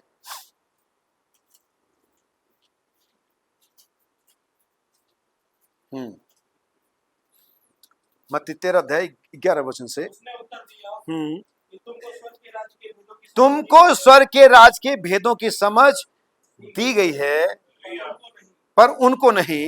जिसके पास है उसे दिया क्या क्या है? क्या भेद की समझ? कौन सी भेद की समझ? स्वर्ग के राज के भेद की समझ। जिनके पास है क्या? परमेश्वर के राज्य की भेद की समझ। यानी कि जो हम भेदों की बात करते, चाहे वो गर्जनाओं की बात हो, मोहरों की बात हो, लेपालकपन की बात हो, 70 सप्ताह की बात हो, नए जन्म की बात हो, बहुत सारे भेद है। चलो कहते हैं लोग बड़े भेदों की बात करते हैं। भाई यीशु ने कहा भेदों की समझ है, और जिनके पास है उन्हें ही और दिया जाएगा। जो पहले ही कन्नी काट रहे हैं, हम भेदों में नहीं पढ़ते, तो तुम्हारे पास जो भी थोड़ा बहुत बपतिस्मे वगैरह का बचा है वो भी ले लिया जाएगा। थोड़ा बचा है ना, अगर थोड़ा बहुत, तो वो भी। लेकिन जिनके पास है और चाहते हैं उन्हें और दिया जाएगा। यही वजह कि हम बाइबल पढ़ते हैं, ये वजह कि हम मैसेज पढ़ते हैं, ये वजह कि हम ढूंढते हैं कि प्रभु हम थोड़ा और सही होना चाहते हैं, थोड़ा हम और क्लियर होना चाहते हैं। प्रभु हमें थोड़ी सी हमारे अंडरस्टैंडिंग को थोड़ी और बढ़ाइए। और बाइबल कहती है यीशु मसीह ने उनकी समझ को खोल दिया, क्योंकि वो पूछते थे प्रभु इन बातों का मतलब क्या है? प्रभु तू भेदों में क्यों बातें करता है? प्रभु ये क्या मतलब है कि ऐसा और ऐसा? तो प्रभु ने कहा ये जानना चाहते हैं। प्रभु ने कहा इनको इंटरेस्ट आ रहा है, इनको कुछ मतलब है। प्रभु ने जाते समय उनकी समझ को। लेकिन याद रखिए, कोई भी पश्चाताप, कोई भी समझ सामर्थ्य के बिना तो बेकार है। जो पश्चाताप करेगा उसको समझ मिलेगी, और जिसको समझ मिलेगी उस समझ को जी सके इसके लिए सामर्थ्य मिलेगी। क्या आप समझ पाए? इसलिए मैं कोट को पढ़ूंगा आपके लिए। हालेलुया। और ये संदेश का नाम मैं आपको बताता हूँ। ये संदेश है the mark of the beast, पशु की छाप। बाइबल में संदेश में कहते हैं, पैराग्राफ नंबर 48 है इंग्लिश में, लेकिन मैं कोशिश करूँ कि आपको समझा सकूं थोड़ी बहुत। और बाइबल में कहते हैं कि बिना नए जन्म के कोई भी परमेश्वर के राज्य में प्रवेश नहीं कर सकता। दैट्स राइट, ये ठीक है। आपको आना है, कोई मतलब नहीं कि आप कितने धार्मिक हैं और आप कौन हैं और आप क्या हैं, इससे कोई मतलब नहीं है। और अगर आप कोई धार्मिक एक अच्छे व्यक्ति हैं भी, तो सिर्फ ये आपको एक बढ़िया नागरिक बनाता है। That makes you pretty good citizen. ये सिर्फ आपको एक अच्छा नागरिक बनाता है, but not a citizen to the that kingdom there. लेकिन ये आपको उस राज्य का नागरिक नहीं बनाता जो वहां पर है। नबी कहता है, लेकिन परमेश्वर का राज्य जो आपके अंदर में है, जिसमें आपने उस राज्य में जन्म लिया है, जो राज्य आने वाला है, the kingdom of God is the Holi spirit. भाई बहन, हम क्या कह रहे हैं? जो परमेश्वर का राज्य है पवित्र आत्मा। इसलिए जब उन्होंने पश्चाताप किया, जब उनकी समझ खोल दी गई, और जब पवित्र आत्मा पेंटेकोस्त के दिन उतरा, वो परमेश्वर के राज्य में प्रवेश कर गए। तो शब्दों में कि उनके बीच में परमेश्वर राजा बन गया। उस कलीसिया का परमेश्वर ही राजा था, जब पेंटेकोस्त के दिन स्थापित हुई। और नबी कहता वही एग्जाम्पल चर्च है, वही सीड चर्च है। और जब भी कोई दूसरा चर्च वैसे ही आएगा, तो उस चर्च में परमेश्वर ही राजा होगा, और वे लोग पवित्र आत्मा से जन्मे में परमेश्वर कह रहे हैं कि नागरिक होंगे, ना कि चर्च मेंबर। वे चर्च के सदस्य नहीं होंगे। हमने चर्च की आत्मा नहीं पाई, हमने उस राज्य में जन्म लिया है। इसलिए जन्म लेना और शामिल होने में फर्क है। बाइबल हम कहते हैं, मैं कभी भी अपने ब्रनम परिवार में मैं कब शामिल हूं मुझे नहीं मालूम, और मैं श्रीवास्तव परिवार में कब शामिल हूं मुझे नहीं मालूम। इनफैक्ट तो मैं हुआ ही नहीं शामिल, मैं तो पैदा हुआ। याद रखिए, किसी राज्य में, फैमिली में, सिविलाइजेशन में, किसी सोसाइटी में आप सदस्य ले मिल जाए, शामिल हो जाए, इससे आप उनकी संपत्ति के मालिक नहीं बनेंगे। लेकिन अगर आप लंगड़े हो, अंधे हो, टीबी के साथ पैदा हुए हो, अनपढ़ हो, लेकिन अगर पैदा हुए हो, बस अगर उस परिवार में पैदा हुए हो, सब आपका अपने आप ही है।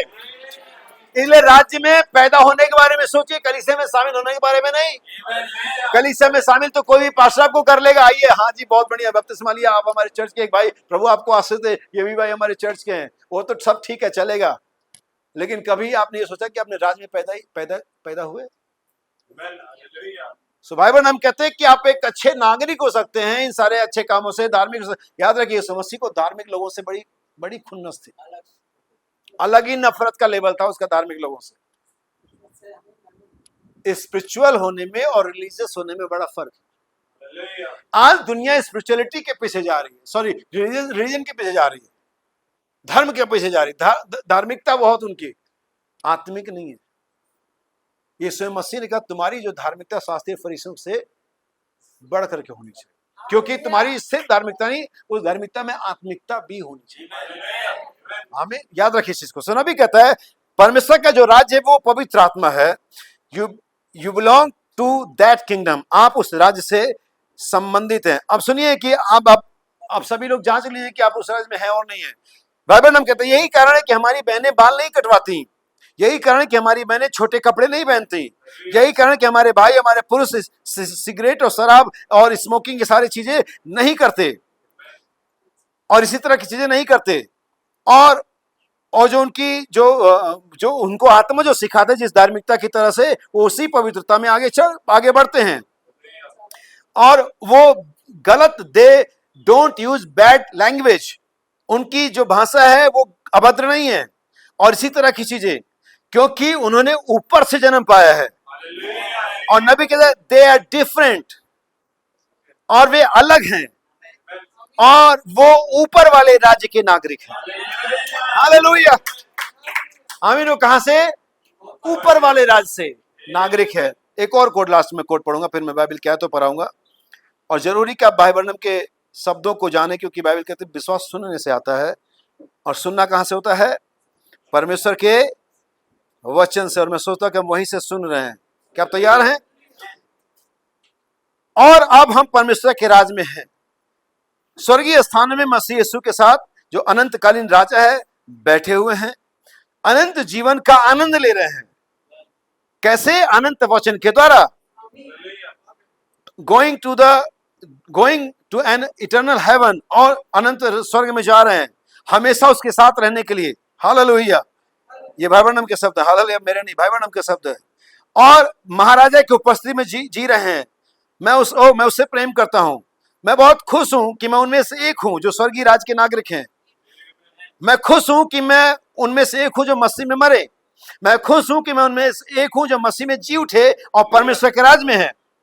हालेलुया।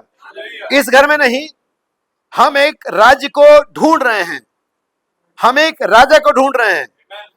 हम पहले ही एक राज्य में हैं। हम एक राजा को ढूंढ रहे हैं जो आने वाला है, और वो राजा जल्दी ही आएगा और हमें उस राज्य में लेकर के जाएगा। और भाई बहन, हम बाइबल की आयत कोट करते हैं, हमने एक ऐसे राज्य को पाया है जो हिलने वाला नहीं है। आमीन। सारे राज्य यहां वहां गिरेंगे।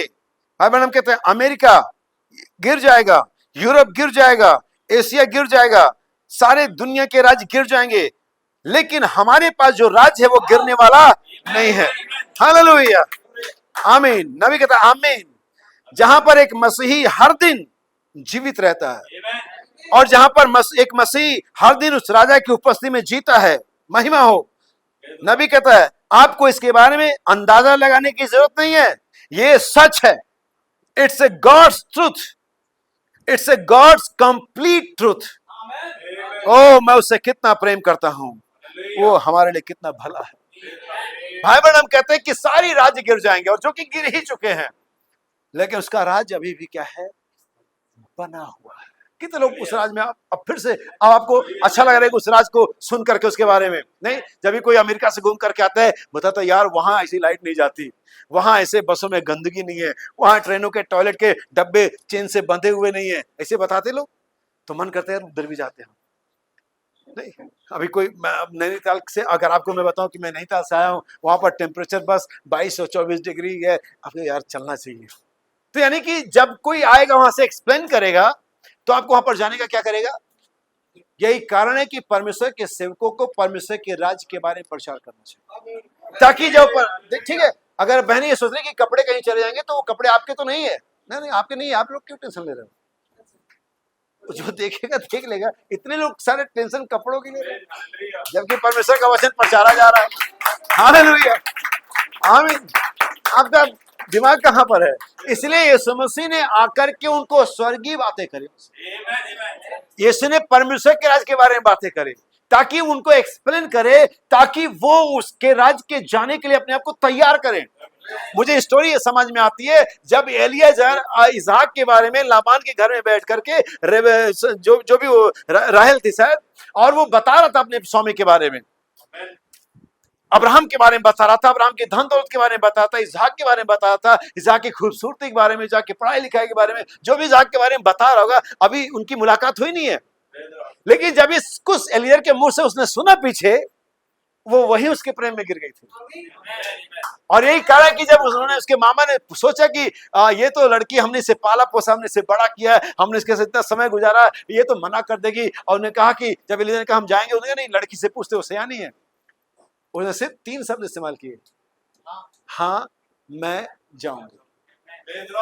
चाहे तुमने 22 साल संभाला और पाला और पोसा, चाहे चांदी के चम्मच से खिलाए, और चाहे जो भी किया, लेकिन मैं उसके बारे में सुन चुकी हूँ, मैं उसके बारे में जानती हूँ, मैं उससे प्रेम करने लगी हूँ, मैं उससे मिलना चाहती हूँ। यही कारण है कि हमें परमेश्वर के राज्य के बारे में प्रचार करना चाहिए, ताकि कलीसिया वहां जाने के लिए तैयार हो जाए, ताकि परमेश्वर के राज्य के साथ उसका प्रेम हो जाए।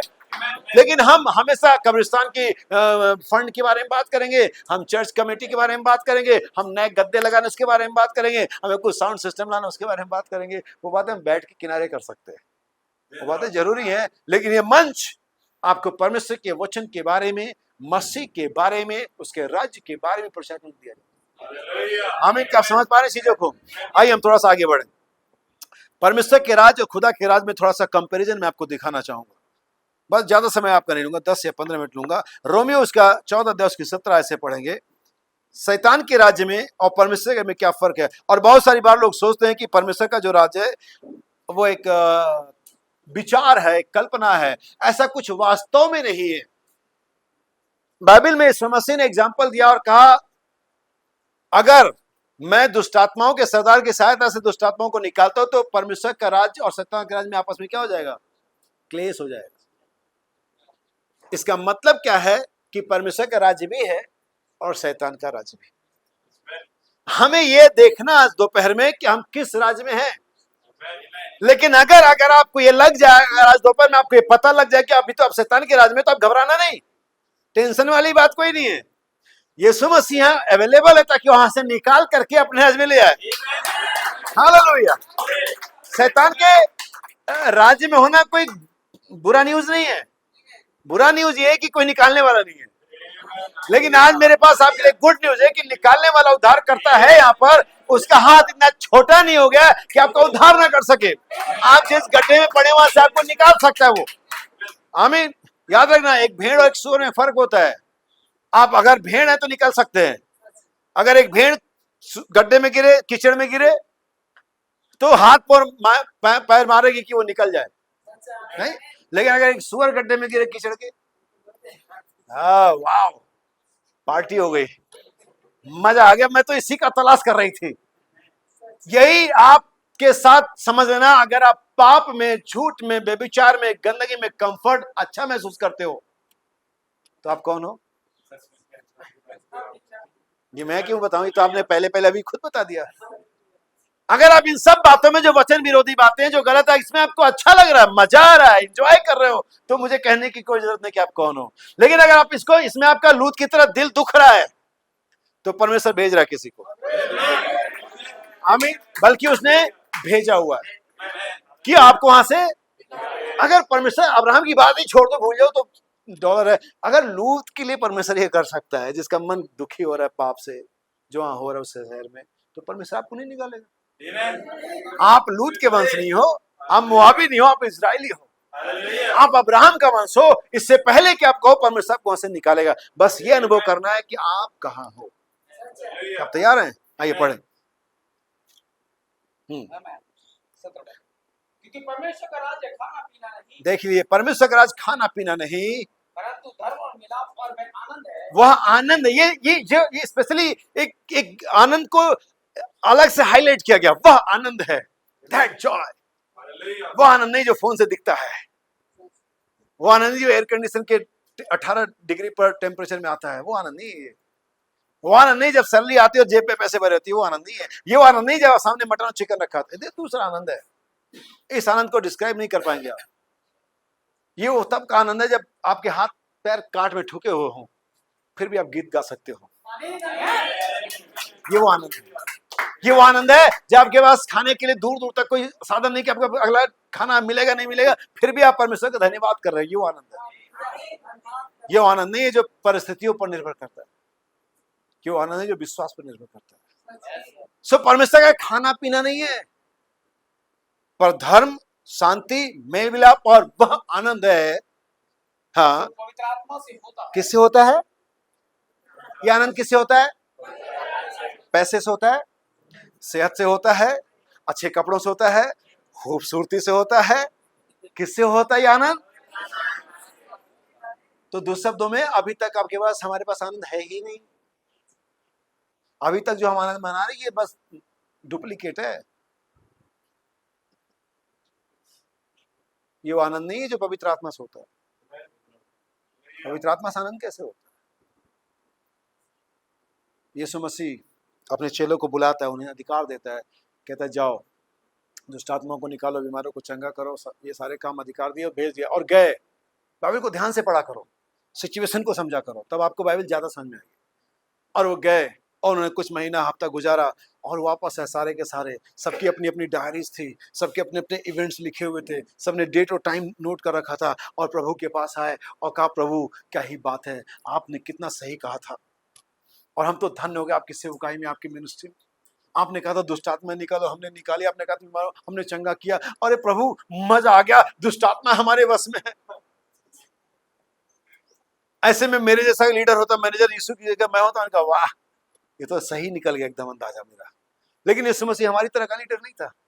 यीशु मसीह ने सर पे हाथ मारा, तुम लोग नहीं समझे। यीशु मसीह को खुशी नहीं हुई, यीशु मसीह को एक तरह की टेंशन हुई, और कहा, इस बात से आनंदित मत हो कि दुष्ट आत्माएं तुम्हारे बस में, लेकिन किस बात से? कि तुम्हारे नाम स्वर्ग में, तुम्हारा जो सिटीजनशिप है, तुम्हारी जो नागरिकता है, वो स्वर्ग में है। जब यीशु आया खुली किताब के साथ, तो उस किताब में लिखा क्या था? हमारे नाम ही तो लिखे थे। और वो अचानक आकर के लखनऊ में नौकरी किया उसने भाईजीत के साथ, या किसी जो भी भाई बहन यहाँ पर है, वो लखनऊ में आया तो वहां पर भाई लॉयल का उसके नाम उसकी किताब में लिखा हुआ था। जैसे मैं जब हल्द्वानी से कल निकला लखनऊ के लिए तो मैं ये नहीं सोच रहा कि मैं लखनऊ में जाऊंगा, मैं किसी घर पे खटखटाऊंगा और देखूंगा कोई मुझे बुला लेता है, मैं ऐसा है नहीं। आप अपने घर से जब यहाँ पर आज दोपहर में जब भी आप आए तो क्या आप घर से ऐसे नहीं देखता हूं मैं कहां चले जाऊं, देखूंगा मैं कहीं तो चले ही जाऊंगा, ऐसे आए आप जब घर से नहीं लेते आपके पास फोन नंबर था, नाम था, एड्रेस था कि आपको कहां जाना है। जब वो आ रहा है तो उसके पास किताब है बकायदा और उस किताब में आपका नाम लिखा हुआ था। वो आपके पास आया, उसने आपको देखा, उसने किताब को देखा, उसने आपको देखा, उसने नहीं मैच कर रहा। हाँ अच्छा, बहुत से लोग कहते हैं उसने मेरा चित्र हथेली में बना रखा। हथेली खाली चित्र नहीं बनाया, नाम भी लिखा हुआ है। और जितनों की किताब में हमने जिनकी पुस्तक में नहीं मिले वो सब उस पशु की सेवा करेंगे। इसका मतलब चित्र भी है, फोटो भी और नाम भी है। सो यीशु ने कहा और पौलुस ने कहा और उस आनंद के लिए जो पवित्र आत्मा से होता है, और तब आपको पवित्र आत्मा से आनंद मिलेगा जब आप नाम को देखो, आपका नाम किताब में लिखा, और जो नाम किताब में लिखा यीशु उसको छुड़ाने के लिए आ रहा है। आमीन। एक और आयत पढ़ेंगे, दूसरा कुरिन्थियों 4:20 सॉरी पहला कुरिन्थियों 4 उसका 20 वचन।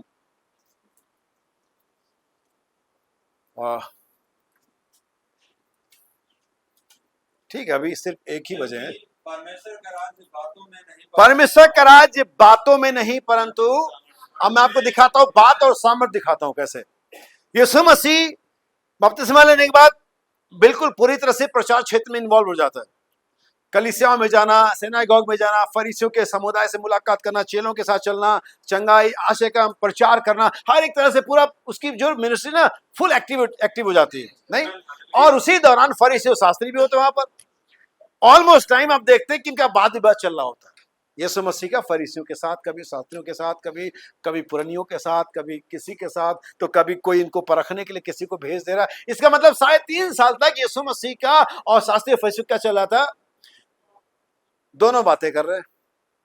यहां तक कि जब यीशु मसीह 12 साल का तब भी हो रहा था। लेकिन हाँ कि यीशु मसीह के 12 और 18 साल के बीच का 18 साल जो है, 12 से 30 साल तक, वो गैप का में ज्यादा डिटेल हमारे पास नहीं है। हमारे पास यीशु मसीह के 3 ही हिस्से हैं, पहले 12 साल, दूसरे 18 साल, तीसरे 3.5 साल। हर सेवक के 3 ही खींचा होते हैं और बीच वाला किसी को आता पता है नहीं। लेकिन चलो हमारे लिए नबी आया, उसे बताया कि वो अपने पिता के साथ ही था और बड़ाई का काम करता रहा और रोज से रहेगा जाकर के वचन सुनता रहा। यही कारण था कि बिना बाइल पढ़े उसे वचन मालूम था, और तो इसमें कोई बड़ी बात नहीं थी कि उसको वचन कैसे मालूम था, क्योंकि हर संडे चर्च जाता था। अगर आप पढ़े लिखे नहीं भी है ना, हर संडे चर्च आएंगे, प्रचार करें, आपको वचन मालूम रहेगा अगर आप ऐसा करते हैं तो। वो बातें कर रहे तीनों, यानी कि यीशु मसीह और फरीसी और शास्त्री और पुरानी और सदूकी बातें कर रहे, और यीशु भी बातें कर रहा है, वे भी बातें कर रहे, यीशु बातें कर रहे, वे भी बातें कर रहे, और ऐसे करते करते 3.5 साल गुजर गए और यीशु मसीह को मार दिया गया और 3 दिन हो गए। और 3 दिन के बाद यीशु मसीह, आपको मालूम, उसके बाद यीशु मसीह जी उठ के पवित्र आत्मा की शक्ल में चेलों में आ गया, कलीसिया आरंभ हो गई। और फिर शास्त्री फरीसी, और अब चेले हैं यीशु मसीह की जगह, वे अभी भी बातें कर रहे हैं। और यीशु मसीह मुर्दों में से कलीसिया बना दी, कलीसिया में काम करने लगा, वो अभी भी बातें कर रहे हैं। परमेश्वर का बातों में वो अभी भी बातें कर रहे हैं। और यीशु मसीह मुर्दों में से वे अभी भी बातें कर रहे हैं। शायद समझ नहीं पाया या मैं समझा नहीं पाया।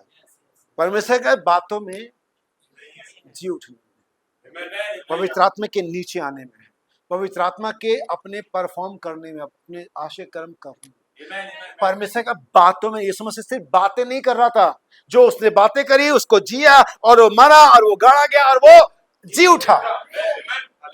आप सिर्फ बातें ना करें वचन के, जो बातें लिखी हैं वचन में उसे जिए और वो बातें पूरी होंगी। यह है परमेश्वर का राज। क्योंकि परमेश्वर का खाना पीना नहीं है, परमेश्वर का शादी ब्याह नहीं है, परमेश्वर का बातें नहीं है, परमेश्वर का सामर्थ्य है। परमेश्वर का जो बोला जाए उसे घटित होने में। अगर आप बाइबल को पढ़ते, उत्पत्ति का अध्याय पढ़ते, पहले अध्याय को अंदर में जाते हैं, वहां पर लिखा हुआ और परमेश्वर ने देखा और परमेश्वर ने देखा, क्या देखा? जो उसने बनाया। और जो परमेश्वर बनाता है, यानी कि जो परमेश्वर बना रहा था उसे देख भी रहा था, और हर बार देख रहा था ये काम सही है। बाइबल में लिखा कि 7 बार लिखा है परमेश्वर ने देखा। इसे लिखना चाहिए, आप लोगों को काउंट करना चाहिए, हर चीज का नंबर है। 7 बार लिखा है कि परमेश्वर ने देखा। आमीन। और बाइबल कहता है और परमेश्वर ने कहा और वैसा ही, और आखिरी लाइन पढ़ेंगे, परमेश्वर ने कहा और आकाश में अंतर हो, और वैसा ही आखिर में लिखा हुआ है। परमेश्वर ने कहा पक्षी आकाश अंतर में उड़े, और वैसा ही। परमेश्वर ने कहा समुद्र मछलियों से, और वैसा ही। परमेश्वर ने कहा और वैसा ही। यही है परमेश्वर का राज्य। परमेश्वर ने कहा और वो, यही है परमेश्वर का राज्य। बातें नहीं, वरना वो कहने लगी आ जाए बेदी पर आग आ जाए और वो देवता आ जाए, सुबह से शाम हो गए, कहते ही रह गए। लेकिन जब एलिया आता है, सिर्फ 2 मिनट की दुआ करता है, घुटने टेकता है, हे परमेश्वर मैंने वो करा है जो आपने कहा है, अब आग आप गिराएं। परमेश्वर ने कहा और वैसा ही। ये है परमेश्वर का राज्य, और नहीं कि हम चर्च जा रहे हैं, हम चर्च जा रहे हैं। ये चर्च का राज्य है। अच्छा, मछली का राज्य क्या? पानी। मछली का किंगडम क्या है? आजकल तो हमारे लिए भी उन्होंने बना रखा वाटर किंगडम, हम जैसे मछलों के लिए। लेकिन मछली का असली राज्य क्या है? और आप मछली को उसके राज्य से बाहर कर दो, मछली जल की बाहर निकालो, क्योंकि वो अपने राज्य में ही जी सकती है। हर एक जीव विज्ञान का, बॉटनी लाइफ का, पेड़ पौधे का राज्य क्या है? जमीन। बाहर निकालेंगे। यानी कि जो पेड़ पौधों का राज है वो जमीन है, मिट्टी है। आप उनको उनके राज से निकालो, वे मछली का जो राज्य पानी, उसमें से बाहर निकालो उसे। आपका राज्य क्या है? परमेश्वर का वचन, पवित्र आत्मा आपका राज्य। आप उसमें से बाहर निकले नहीं, आप मरे। एक विश्वासी परमेश्वर के राज्य के बाहर, परमेश्वर के वचन के बाहर, पवित्र आत्मा के बिना गाइडेंस के जीवित ही नहीं रह सकता। और अगर वो ऐसा है, वो मरा हुआ है, क्योंकि उसका राज्य तो परमेश्वर का वचन है। एक विश्वासी का राज्य, जैसे एक मछली का पानी है, एक आसमान के पक्षियों का आसमान, ये खुला आसमान उनका राज्य है। उनको उसके अंतर में उनको उड़ने, तो उनको केज में रखने नहीं बनाया गया। भाई वरना मैं एक बढ़िया एग्जांपल देते, कहते मैं एक बार किसी चिड़ियाघर के अंदर में था, और मैंने बहुत सारे जानवर देखे, और मैंने एक केज देखा, उसमें एक उकाब था, और वो उकाब आसमान की अनंतता की ओर देखता था, और वे पंखों को फैलाता था और उड़ता था, और लेकिन लोहे की सलाखों से टकरा के वापस फिर गिर जाता था। लेकिन वो फिर उड़ता था, क्योंकि आसमान उसे खींच रहा था। जैसे वो नबी कहता है, बत्तख अपने नाक को उठाता, डग स्वयं क्वैक क्वैक करते हुए उस पानी को भाग जाएगा, क्योंकि उसका राज्य। काश की विश्वासी सूंघ पाते परमेश्वर के राज्य को, और अगर एक बार सूंघ ले तो उनका चर्च, उनका धर्म, उनकी पाप, उनका गंदगी उनको रोक नहीं पाएगा, वे तो निकलेंगे वहां से। और नबी के तो फिर से अपनी उड़ान को बढ़ता था और आसमान में जाने की कोशिश करता था, क्योंकि वहीं के लिए बनाया गया था। वो आप जहां के लिए बनाएगा, आपको वो चीज खींचेगी। हालेलुया। जैसे हम जमीन से बनाएंगे तो हमारा हाथ हमेशा नीचे रहता है, क्योंकि जमीन हमें खींचती है। लेकिन बाइबल कहती है अपने हाथों को, ताकि तुम बताओ कि तुम यहां से नहीं, खिंचाव ऊपर से भी आ रहा है। हालेलुया। नबी के तो उड़ता था और सलाखों से टकराता था, फिर नीचे आता, और ये तब तक करता है जब तक कि वो लहूलुहान ना हो गया। और नबी कहता मुझे तरस आया, काश कि मेरे पास अधिक पैसा होता कि मैं उसके चिड़ियाघर के मालिक को भरता और उस उकाब को आजाद करा देता। लेकिन भाई बहन आगे कहते हैं, लेकिन इससे भी दुखद एक बात देखी मैंने, जिसके लिए भाई बहन के पास पैसा नहीं था, नहीं उकाब के लिए था, ना उसकी अगली वाली बात के लिए। भाई बहन कहते हैं, इससे बुरी बात मैंने मानव जीवन में देखी। एक मनुष्य जो बिना पाप के जीने के लिए बनाया गया, एक मनुष्य जो मृत्यु के बिना बनाया गया था। मृत्यु आप में रखे नहीं गई थी, हमने मृत्यु का अनुसरण किया, या मृत्यु का चुनाव किया। हमें मृत्यु का, बाइबल बताती मृत्यु वहां थी लेकिन प्रभावी नहीं थी। जिस दिन तू पाप करेगा मर जाएगा, मृत्यु थी, प्रभावी नहीं थी। आमीन। जैसे 1000 वर्ष के राज में शैतान होगा, प्रभावी नहीं होगा, होगा कुछ कर नहीं पाएगा, क्योंकि बांधा गया होगा। सो याद रखना, बाइबल हम कहते हैं इससे बुरी बात मुझे मानव जीवन में दिखाती। मनुष्य पाप के बिना, पाप के रहित बनाया गया था, मृत्यु के रहित बनाया गया था, बीमारी के रहित बनाया गया था। लेकिन आज पाप ने हम सब पर ये चीजें डाल दी, और हम खुद ब खुद इससे आजाद नहीं हो सकते। लेकिन तब एक दिन अनंतता से कोई आया जिसने हम सब के पापों के लिए दाम चुकाया। यीशु का लहू वो दाम था जो आपके और हमारे पापों की छुड़ौती के लिए दिया गया। वो काफी था हमारे लिए, और ताकि हम आजाद हो जाएं। लेकिन हाय उस पर जो अभी भी उस सुसमाचार को सुनने के बाद पाप करेगा, जो अभी भी परमेश्वर के वचन से अलग जीवन जीने की कोशिश करेगा, वो परमेश्वर के राज्य में नहीं हो सकता है। परमेश्वर के राज्य में होने के लिए आपको पश्चाताप, समझ, सामर्थ और उसके ऊपर परमेश्वर का जीवन फल लाना होता है। क्या मैं एक और आयत पढ़ सकता हूं? आमीन। आप पढ़े मत्ती का सुसमाचार 11 अध्याय उसका 12 वचन। पहला पत्रस, छोटा है, हाँ, वो है उससे बड़ा है।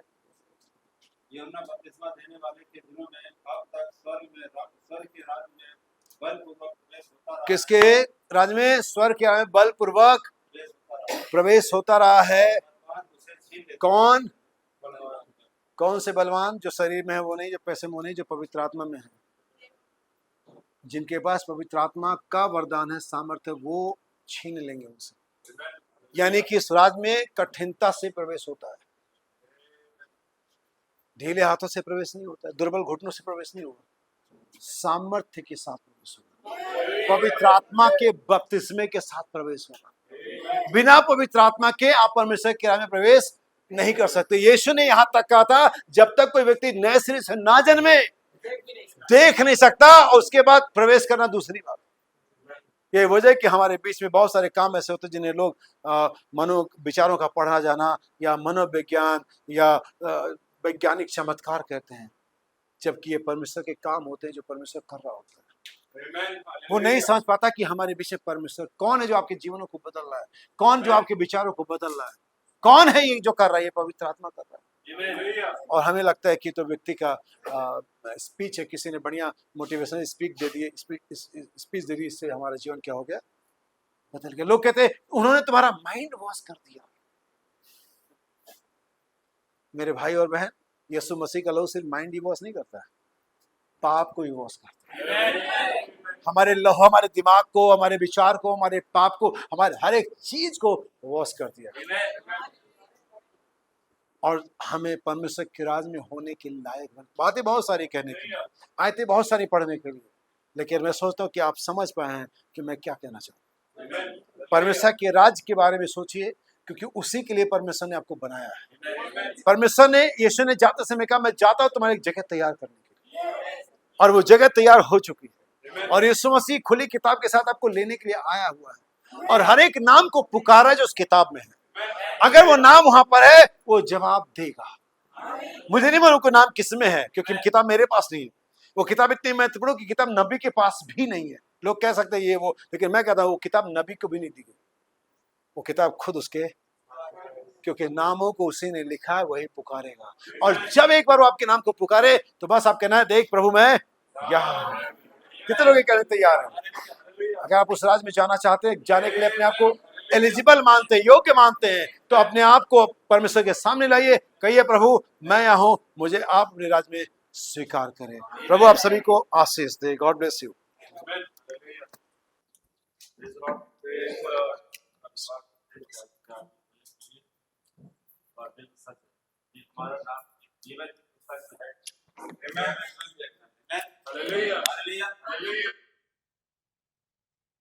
धन्यवाद करते हैं प्रभु का। भवन में सभी लोग आए दूर दूर से, आप लोगों ने टाइम निकाला, इसलिए धन्यवाद करते हैं। Praise the Lord, hallelujah. और भाई को जो है यहाँ पे आज के आत्मिक भोजन के लिए इस्तेमाल किया, इसलिए धन्यवाद करते हैं। Praise the Lord. आइए प्रार्थना में जाएंगे। थैंक यू लॉर्ड प्यारे प्रभु, इस सुंदर समय के लिए आपका धन्यवाद करते हैं खुदावन। आज की आत्मिक भोजन के लिए हम आपका धन्यवाद करते हैं प्यारे प्रभु। इस छोटे झुंड को आपके सम्मुख रखते हैं प्यारे प्रभु, हर एक के हृदय को छू और पवित्र कर प्यारे प्रभु। खुदावन जो भी आज का आत्मिक भोजन था खुदावन हर एक के हृदय में ठहरने पाए प्रभु। प्यारे प्रभु भाई रॉबिन्सन को और भाई सीजर पॉल भाई को और भाई विनोद लाल को, जो खुदावन अपनी कलीसियाओं से यहाँ पे आए हैं, खुदावन आज की सेवा के लिए प्यारे प्रभु आपका धन्यवाद करते हैं। खुदावन उनके हर एक कामों का आशीष कर प्रभु। और भाई आलोक की चर्च से मैं तो सभी लोगों को आपके हाथों में सौंपते हैं, उनके भी साथ हो खुदावन, और इस भवन के चारों तरफ आपके पाक फिर से बढ़ावा दे ताकि और शैतान के साथ मच नहीं पाए। खुदा आज के हर एक प्रोग्राम को आपके सौंप रखते हैं, और जो भाई बहन यहाँ पे नहीं पहुंच पाए, जो रास्ते में खुदा उनको भी तेरे हाथों में सौंपते हैं। हर एक को प्यार प्रभु सही सलामत सुरक्षित लेके आए प्यार प्रभु, हर एक की अगुवाई करने पाए प्यार प्रभु। प्यार प्रभु जब भी हम लोग दोबारा मिलते हैं आपके प्रेम अच्छे से मिलने पाए, ये भवन में आने वाले हर एक भाई बहन आशीष होने पाए प्रभु, और ये भवन प्रभु जी आपके प्रेम में इस्तेमाल होने पाए, आपके वचन के लिए इस्तेमाल होने पाए प्रभु। खुदा हर एक की हृदय को आशीष कर प्रभु, सारी आदर महिमा आप करते हैं। प्रार्थना विनती उद्धार करता हूँ प्रभु यीशु मसीह के बेटे पवित्र नाम से, आमीन। ऐ हमारे बाप तू जो आसमान में है, तेरा नाम पाक माना जाए, तेरी बादशाह आए, तेरी वजह से आसमान टूटे वैसे जमीन पर हो, हमारी रोज की रोटी आज से बख्श दे, इस प्रकार अपनी तरफ से माफ दुनिया का सब माफ कर, हमें आजमाइश से न पड़ने बल्कि बुराई से बचा, क्योंकि बादशाह कुदरत हमेशा आमीन।